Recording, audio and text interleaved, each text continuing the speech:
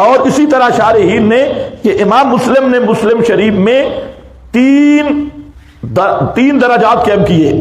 ایک وہ راوی ہے جن سے مستقل بالرسالت حدیث لاتی ہے، پھر اس سے کم درجے کے، پھر ایک تیسرا درجہ ہے مسلم شریف میں جن میں کوئی علت بیان کرنی ہوتی ہے اور ان میں اکثر راوی امام مسلم کے نزدیک بھی معلول ہوتے ہیں، کمزور، اور ان روایات میں علت ہوتی ہے، ان کو شواہد اور توابع کے طور پہ دوسری کیٹیگری میں پیش کرتے ہیں، اور تیسری میں ضعیف راوی بھی ہوتے ہیں اور معلول روایات بھی ہوتی ہیں.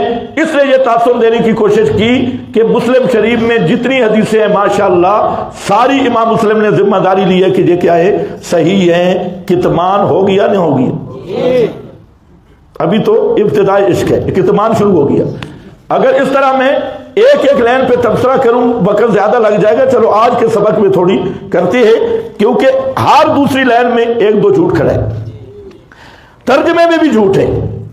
ترجمہ بھی مرزا نے نیٹ سے لیا، خود ترجمہ نہیں کر سکتا، نیٹ سے ترجمہ اتار کے پھر اس میں خود تحریف کی، اور چونکہ عربی آتی نہیں تو ترجمے میں جو ڈنڈی ماری ماشاءاللہ تو وہ دور سے نظر آ رہی ہے بھئی یہ مرزا کی پلیتی ہے یا پالیسی ہے.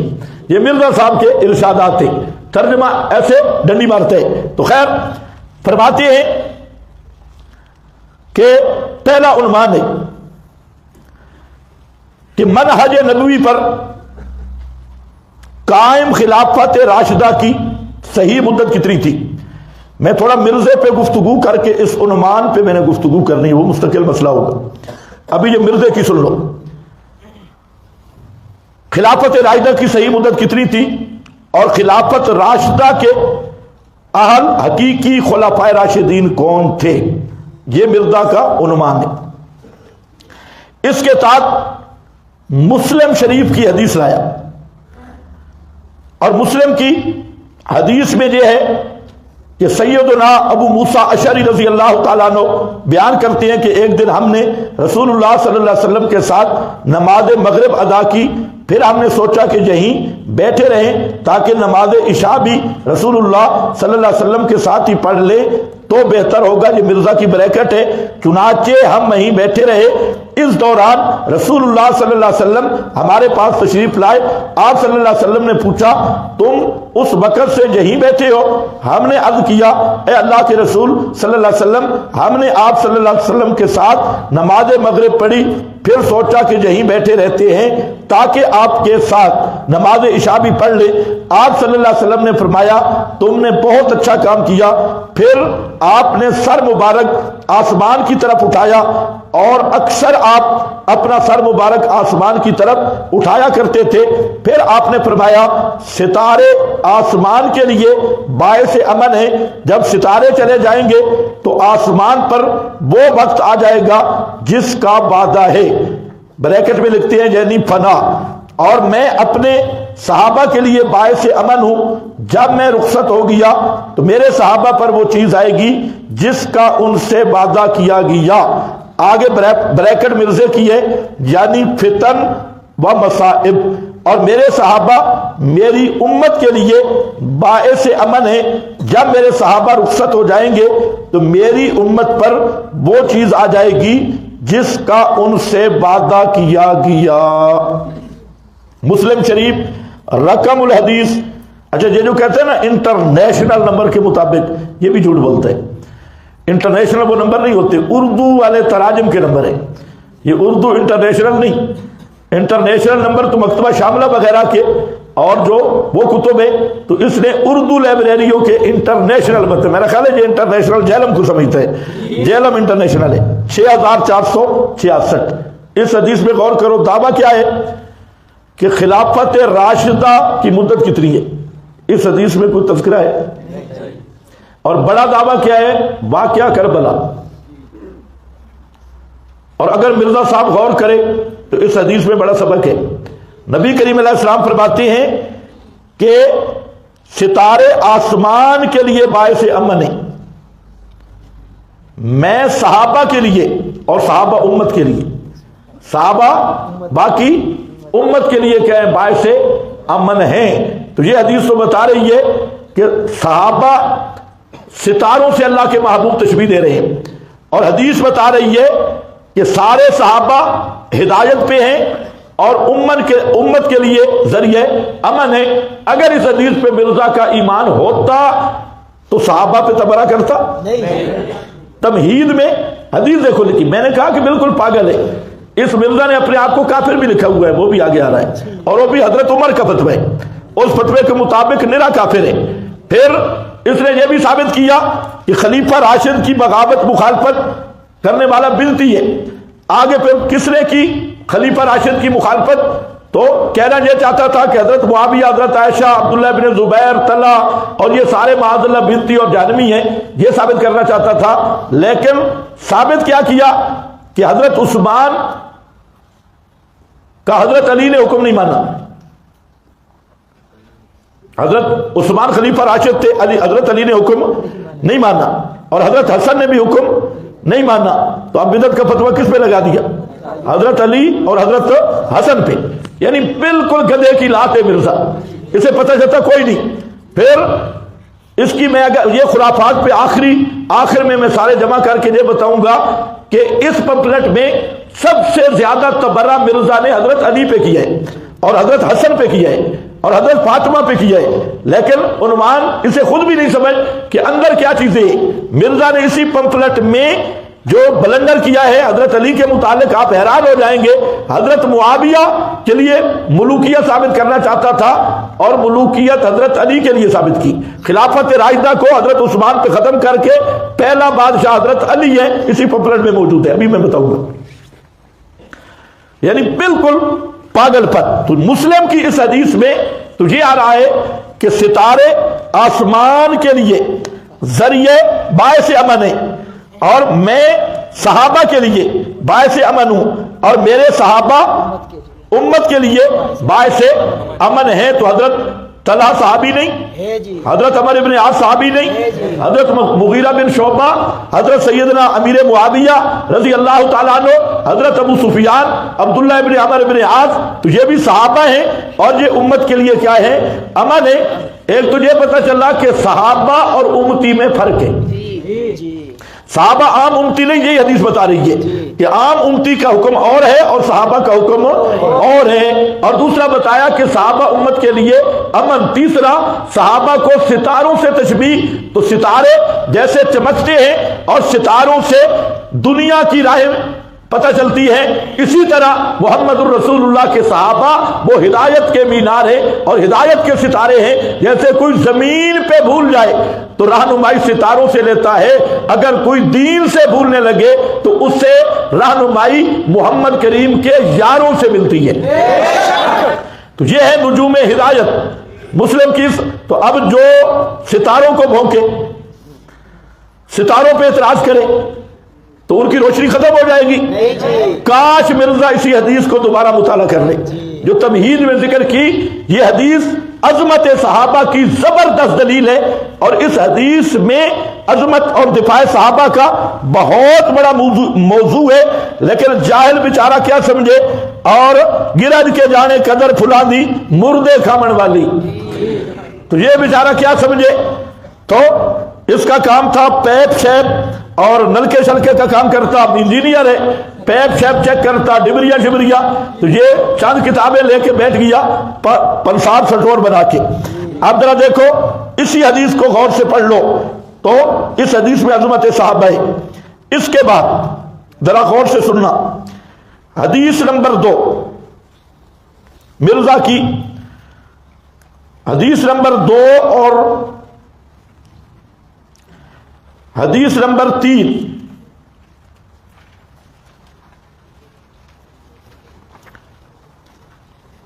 یہ مسند احمد سے پیش کی دوسری حدیث، اور پھر روایت ایک ہی مضمون ہے سنن نسائی سے، پھر سنن ابی داؤد سے، پھر جامع ترمذی سے، پھر مسند ابو داؤد الطیالسی سے۔ یہ مختلف کتابوں کی حدیث ایک آ رہی ہے، نمبر بڑھا رہا ہے کہ عام اس کا جو سٹوڈنٹ پڑھے تو سمجھے بہت ساری حدیثیں آ گئی ہیں۔ اور اسی حدیث مختلف کتب میں اس حدیث کا خلاصہ یہ ہے کہ جو خلافت ہے وہ 30 سال تک رہے گی.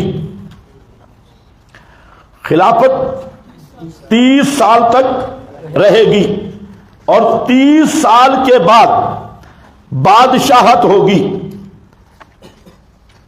یہ حضرت جی ثابت کرنا چاہتے ہیں کہ 30 سال تک خلافت اور 30 سال کے بعد ملک اور بادشاہت ہوگی. تو یہ پوری اس کی بحث کا خلاصہ ہے ان احادیث میں. لیکن یہ جتنی حدیثیں آ رہی ہیں حضرت سفینہ یہاں گنواتے ہیں کہ حضرت ابو بکر صدیق رضی اللہ تعالی عنہ کی خلافت کتنی تھی. تو یہاں انہوں نے لکھا, ذرا توجہ سے بیٹھ رہے ہیں, میں کوئی اور چیز آپ کو بتانا چاہتا ہوں, خلافت پہ میں بات کرتا ہوں. یہاں پر کہتا ہے جناب کہ حضرت ابو بکر کی 2 سال, حضرت سیدنا عمر کے 10 سال, سیدنا عثمان رضی اللہ تعالیٰ عنہ کے 12 سال اور اسی طرح سیدنا علی کے 6 سال. یہ خود لکھا ہے. تجھے کل کتنے بن گئے؟ 30 سال پورے ہو گئے. تو 30 سال کیا ہوگی؟ خلافت راشدہ. یہ خلافت رہے گی. اس کے بعد مختلف چیزیں لا رہا ہے. یہ مسند احمد کی روایت میں لایا کہ پھر نبوت کی تخت پر خلافت ہوگی جب تک اللہ تعالیٰ چاہے گا, پھر جب چاہے گا اسے بھی اٹھا لے گا, پھر کاٹ کھانے والی بادشاہت ہوگی. کاٹ کھانے والی بادشاہت. تو سوال یہ ہے حضرت علی المرتضیٰ کے بعد خلیفہ کون بنا؟ جی حضرت معاویہ, حضرت حسن. تو خلافت ختم ہو گئی حضرت علی پہ. تو کاٹ کھانے والی ملوکیت ان کی اصطلاح نہیں. ابھی میں مرزا کے ورڈ اسی کے لفظ استعمال کر رہا ہوں. تو کیا کہا؟ یہ 30 سال تک خلافت ہے اور اس کے بعد کیا ہے؟ کاٹ کھانے والی ملوکیت. تو اس کی ابتدا کہاں سے ہوئی؟ حضرت حسن سے یا حضرت معاویہ سے؟ اب اس جاہل کو یہ نہیں پتا. یہ حضرت معاویہ کی مخالفت میں روایت لایا تھا اور تیر چلا کدھر دیا؟ حضرت حسن کی طرف.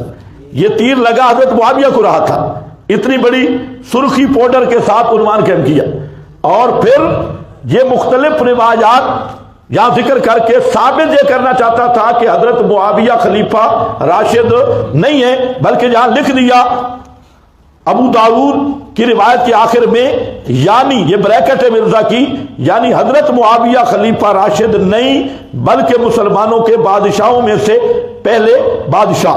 یہ خلیفہ راشد نہیں ہے, یہ مرزا کی بریکٹ ہے.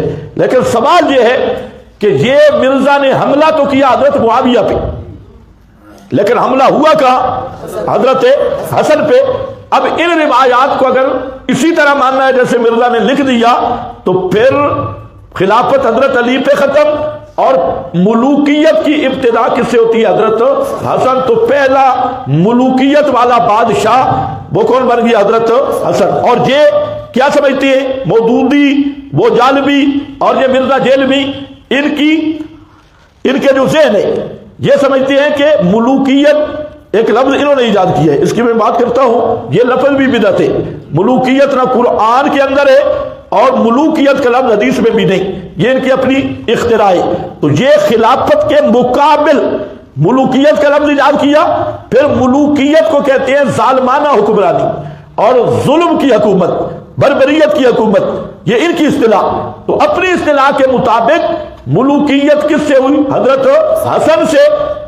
اور حضرت حسن نے جب ملوکیت کی ابتدا کی تو جبر, ظلم اور عزول اور کاٹ کھانے والی بادشاہی وہ کس کی بن گئی؟ حضرت بقول مرزا کی. میں بتا رہا ہوں حملہ کسی پہ کرتا ہے اور ہو کہیں جاتا ہے کیونکہ جاہل ہے, اسے پتہ ہی نہیں کہ کام کرنا کیسے ہے. تو یہ جتنی حدیثیں ہیں مسند احمد کی حدیث نمبر, آپ حدیثیں لکھ لیں اور پھر نکال بھی لیں. مسند احمد کی حدیث ہے 18430 نمبر. یہ اردو ترجمے والے نکال رہے ہیں 18,430 جلد 4 صفحہ 273، پھر 21,973 جلد 5 صفحہ 221،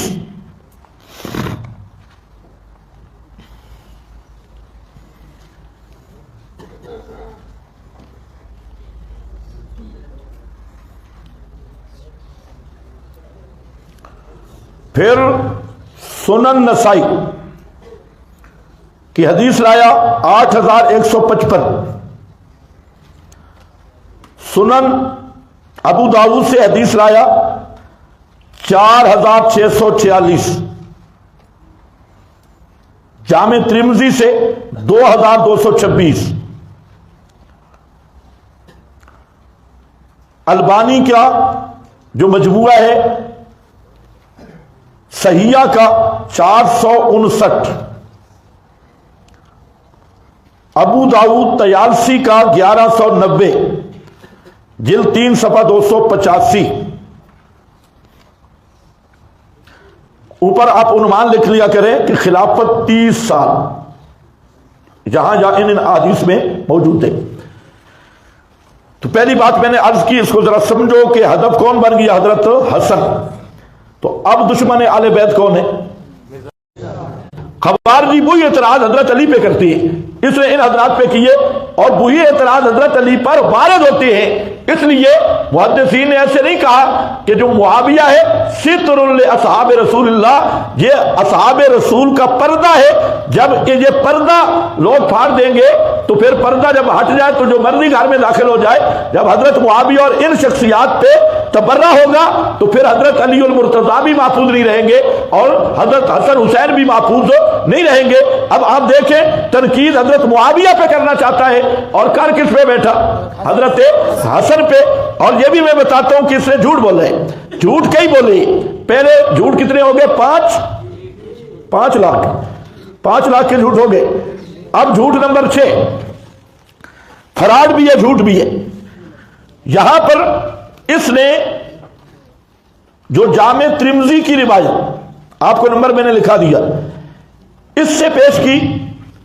اس روایت کے آخر میں سعید تابی کا حوالہ دیا کہ سعید تابی رحمہ اللہ فرماتے ہیں کہ میں نے سیدنا سفینہ سے عرض کی کہ بنو امیہ کے لوگ تو سمجھتے ہیں کہ خلافت تو ان میں ہے، تو سیدنا سفینہ نے انتہائی غصہ میں فرمایا، انتہائی غصہ مردے کے لفظ ہے، سفینہ کے نہیں، یہ بریکٹ میں فرمایا بنو زرقا نیلی آنکھوں والے یعنی بنو امیہ اور بنو مروان جھوٹ بولتی ہیں، بلکہ حق تو یہ ہے کہ وہ شریر ترین حکومت کرنے والی ایک ملوکیت بادشاہ تھے۔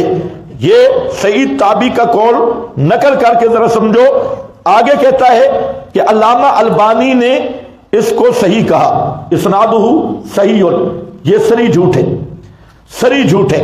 علامہ البانی، پہلی بات تو ہے کہ علامہ البانی کل کا آدمی ہے، اور دوسرے 2 محقق اس نے 2 بابیں ایڈ کیے ہوئے ہیں، ایک علامہ البانی اور دوسرا کہتا ہے محدث اعظم پاکستان زبیر علی زئی، محدث اعظم پاکستان زبیر، جہاں پر بھی محدث اعظم کا۔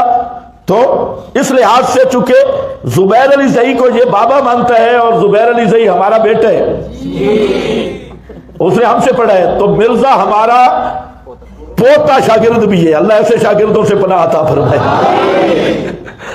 ایک واسطے سے شاگرد ہے، پڑھا چڑھا کوئی نہیں زبیر علی زئی سے بھی، یہ بھی جھوٹ بولتے ہیں، تو پڑھا جو کسی سے بھی نہیں سوائے ابلیس کے۔ تو اب یہاں پر کیا ہے؟ زبیر علی زئی محدث اعظم پاکستان، اس نے کہا صحیح۔ تو یہاں یہ یاد رکھیں، یہ جو سعید تابی کا قول اس نے کہا اور لکھ دیا کہ اسنادہ صحیح، یہ بالکل جھوٹ ہے اور مرزا پر قیامت تک قرض ہے۔ جہاں جامع ترمذی کی روایت علامہ البانی کی صحیحہ میں 459 نمبر پہ، اور یہ مرزا نے بھی حوالہ دیا۔ اس روایت کے بعد سعید تابی نے جب سوال کیا تو علامہ البانی کہتے ہیں کہ یہ ابن نباتہ کی وجہ سے ضعیف ہے، یہ روایت صحیح نہیں ہے جو سعید تابی کا قول ہے، لیکن مرزا نے اس کو نقل کر کے ساتھ ایڈ کر کے اسنادہ صحیح، اس کی سند صحیح ہے، علامہ البانی پہ بھی جھوٹ بول دیے. حالانکہ البانی سلسلہ حدیث صحیحہ میں تصریح کر رہا ہے کہ یہ جو سعید تابی کا قول ہے یہ ضعیف ہے، اس میں ابن نباتہ راوی ہے اور وہ راوی ضعیف ہے، اس لیے یہ ثابت نہیں ہے. لیکن مرزا صاحب نے ماشاءاللہ آنکھیں بند کر کے جھوٹ، یہ جھوٹ نمبر 6 ہے، چھٹا جھوٹ ہے. اب یہاں پر ذرا خیال کر لو، مسئلہ پہلے سمجھو. اور بھی اس حدیث میں جھوٹ ہے. اس میں ایک روایت جو ابو داؤد سے مرزا نے پیش کی ہے وہ بھی ذرا دیکھ لو، ابو داؤد سے، جس میں لفظ آ رہے ہیں کہ ان ہؤلاء یزعمون ان علیا، آپ کے پاس لکھی ہے روایت نمبر 1. یہ روایت یہ دیکھ لیں، اس میں بھی وہی ہے کہ سفینہ کہتے ہیں قال قال رسول اللہ صلی اللہ علیہ وسلم خلافت النبوت 30 سنہ، خلافت نبوت 30 سال ہوگی. ثم پھر یؤتی اللہ الملک، پھر اللہ ملک دے گا یا اپنا ملک بادشاہی دے گا جس کو چاہے گا. قال سعید قال علی سفینہ، یہی سعید تابعی کہتے ہیں مجھے سفینہ نے کہا امسک علیک ابا بکر سنتین، گن لے ابو بکر صدیق کے 2 سال، وعمر اور حضرت عمر کے 10 سال، حضرت عثمان کے 12 سال اور حضرت علی کے اسی طرح. قال سعید قلت لسفینہ، میں نے سفینہ کو کہا ان ہؤلاء یزعمون ان علیا، یہ لوگ گمان کرتے ہیں کہ حضرت علی المرتضی رضی اللہ تعالیٰ عنہ لم یکن بخلیفۃ، یہ خلیفہ نہیں تھے. تو انہوں نے کہا کہ ان کی پیٹھوں سے جھوٹ نکلتا ہے، یہ سفینہ نے کہا. یہ روایت اب اس میں ایک زائد لفظ آ رہا ہے، اور سنن ترمذی والی وہ سعید والا قول جو بنو امیہ پہ تنقید اور اس نے پھر فٹ کی حضرت معاویہ وغیرہ پہ. تو میں نے کہہ دیا کہ وہ جو سعید تابعی کا قول ہے علامہ البانی کہہ رہا ہے کہ یہ ثابت نہیں ہے، یہ ضعیف، اور یہ کہہ رہا ہے اسنادو صحیح. علامہ البانی نے کہا تو یہ یہودیوں سے بھی بڑا کتمان ہے. جو اسنادو صحیح علامہ کہہ رہا ہے، البانی وہ روایت کی کہہ رہا ہے. یہ سعید والا جو قول ہے اس کی سند صحیح وہ نہیں کہہ رہا، لیکن یہ کتمان کر کے اس کو ساتھ ایڈ کر کے کہہ رہا ہے کہ یہ بھی اسنادہ صحیح، تاکہ لوگوں کو دھوکہ دیا جائے. تو اب ایک دفعہ پڑھ لو ان الذین یکتمون، جو حق چھپائے اس پہ خدا کی لعنت. تو مرزے پہ خدا کی اسی کے بقول مرزا اب لعنتی کتنی دفعہ بنتا ہے یہ بھی ذرا گنتے جاؤ. یا سری کتمان کیا، اور دکان اس نے کیسے چمکائی اس سے. اور جی مولوی پوری بات بیان نہیں کرتے، مولوی حق چھپاتے ہیں، مولوی پوری باتیں نہیں کرتے اور مطلب کی لیتے ہیں. اب یہاں مرزا خود بے ایمانی کر رہا ہے اور دھوکہ دے رہا ہے، فراڈ کر رہا ہے. اب یہ جو ابو داؤد کی حدیث ہے اس میں راوی عبد الوارث بن سعید ہے. سند دیکھیں، عبد الوارث بن سعید. اور یہ جو بزرگ تھے یہ قطر بنتی تھے. یہ مرزے کا بابا نمبر 2 آ رہا ہے. مسلم وہ مجازن بابا، اس نے بابا مانا ہے، ہم نہیں مانتے مسلم اس کا بابا ہے. پہلا لوط بن یحییٰ اور دوسرا بابا نمبر 2 کون ہے؟ عبد الوارث بن سعید. اور یہ ماشاءاللہ یہ اس کے بارے میں فرماتے ہیں کہ نیک بڑا تھا، کان عالما مجودا من فصحاء اہل زمانہ، فصیح بھی بڑا تھا. لیکن ایک بات تھی، الا انہ قدری مبتدع، الا انہ قدری مبتدع. یہ بابا مرزے والا، اس بابا کو لے کے آپ دیکھو نا باقی جو حدیثیں ہیں اس میں بنو امیہ کی بات نہیں ہے. یہاں بنو امیہ سے حضرت معاویہ کو اور ان کو نشانہ لگانے کے لیے اس بابے کا آسرا لیا. لیکن یہ بابا کیا ہے لکھ لو اس بابے کے بارے میں، قدری مبتدع.